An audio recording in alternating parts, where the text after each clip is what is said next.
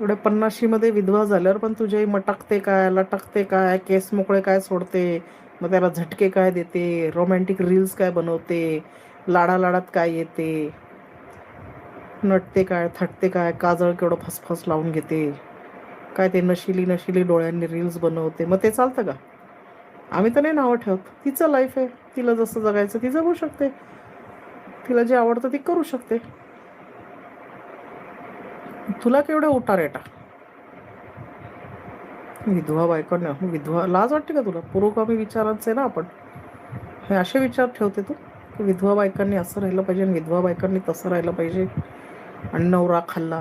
मग जगात जेवढे विधवा बायका झाले त्या नवरे खाल्ले का त्यांनी?